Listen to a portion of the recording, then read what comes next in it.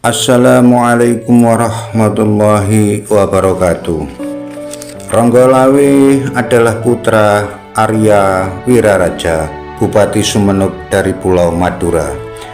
Ronggolawe datang ke Pulau Jawa bersama dengan ayahnya dalam rangka membuka hutan dekat Sungai Brantas. Dan hutan inilah yang nantinya akan dijadikan kerajaan Majapahit. Kedatangan Ronggolawe bersama ayahnya terjadi pada tahun 1292. Ronggolawe selain membantu membabat hutan, Ronggolawe bersama ayahnya juga memberikan bantuan berupa 27 ekor kuda kepada Raden Wijaya.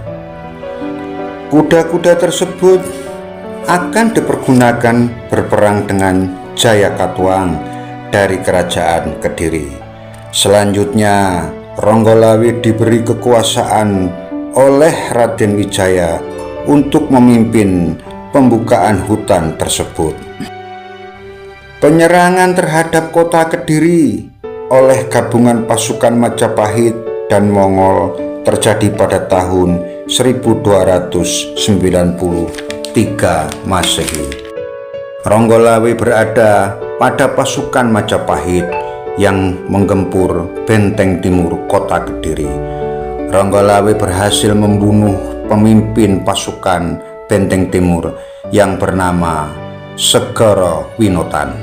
Setelah Kediri runtuh, maka Raden Wijaya diangkat menjadi Raja Majapahit dan Ronggolawe diangkat menjadi Bupati Tuban. Namun Ronggolawe tidak puas karena ia merasa seharusnya dirinya mendapat posisi jabatan yang lebih tinggi. Apalagi setelah mendengar Nambi diangkat sebagai Rakyan Patih, maka Ronggolawe semakin bertambah kesal dan emosinya kepada Raden Wijaya. Jabatan Rakyan Patih adalah jabatan tertinggi dalam sebuah kerajaan. Jabatan Rakyan seharusnya diserahkan kepada Lembu Sora, karena Lembu Sora lebih berjasa terhadap Majapahit daripada Nambi. Sedangkan Lembu Sora tidak sependapat dengan Ronggolawe. Bahkan Lembu Sora menyarankan agar Ronggolawe meminta maaf kepada raja. Namun Ronggolawe tetap tidak mau dan memilih pulang ke Tuban. Bahkan Adipati Sumeneb Arya Wiraraja, ayah kandung Ronggolawe, memberi saran agar Ronggolawe meminta maaf kepada raja. Namun Ronggolawe tetap tidak mau. Pada akhirnya Raden Wijaya mengirim pasukannya ke Tuban untuk menghukum Ronggolawe, dan hal ini terjadi pada tahun 1295. Pasukan Majapahit yang menuju Tuban dipimpin oleh Nambi dan dibantu oleh Kebo Anabrang dan Lembu Sora. Mengetahui ada pasukan Majapahit yang akan menyerang, maka Ronggolawe mempersiapkan diri dan mengadakan perlawanan. Ronggolawe menghadang pasukan Nambi di Sungai Tambak Beras, Jombang. Pada akhirnya terjadilah peperangan yang sengit dari pasukan yang dipimpin Nambi dan Ronggolawe. Korban cukup banyak, baik dari kubu Ronggolawe ataupun Nambi. Sementara itu Ronggolawe berhadapan dengan Nambi, dan pertarungan antara Nambi dan Ronggolawe cukup seimbang.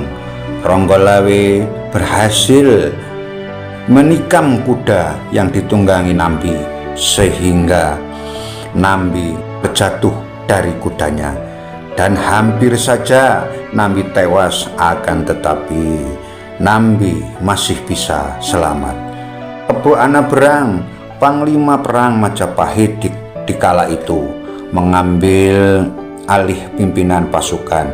Kemudian Kebo Anabrang memerintahkan pasukannya agar mengepung pasukan Ronggolawe dari 3 arah mata angin, timur, barat, dan utara. Akan tetapi taktik tersebut belum bisa mengungguli pasukan Ronggolawe. Kebo Anabrang memacu kudanya keluar dari arena pertempuran dan memancing agar Ronggolawe terpisah dari pasukannya. Benar saja, Ronggolawe langsung mengejar Kebo Anabrang, dan Kebo Anabrang memancing Ronggolawe ke arah Sungai Tambak Beras karena Kebo Anabrang tahu kelemahan Ronggolawe, yaitu bertarung di air. Maka pertarungan one by one atau 1 lawan 1 terjadi, yaitu antara Kebo Anabrang dan Ronggolawe.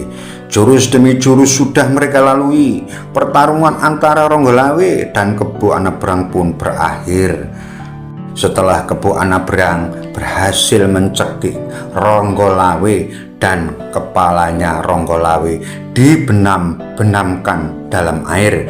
Pada akhirnya Ronggolawe pun tewas atau gugur.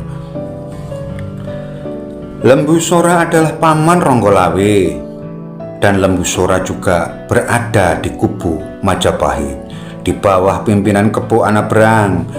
Begitu melihat Ronggolawe tewas, ia tidak tega, dan di luar dugaan Lembusora menghunus keris pusaka andalannya dan menghujamkan keris tersebut berkali-kali ke tubuh Kebo Anabrang, dan Kebo Anabrang tewas seketika itu pula bersama dengan Ronggolawe. Hari itu Sungai Tambak Beras banjir dengan darahnya para kesatria Majapahit. Setelah Ronggolawe tewas, maka peperangan pun berakhir. Jenazah Kebo Anabrang dibawa pulang ke Majapahit, kemudian disucikan dan dibakar, kemudian abunya dibuang ke laut. Sedangkan jenazah Ronggolawe dikuburkan di Tuban, dan makamnya pun sampai sekarang ada di Tuban.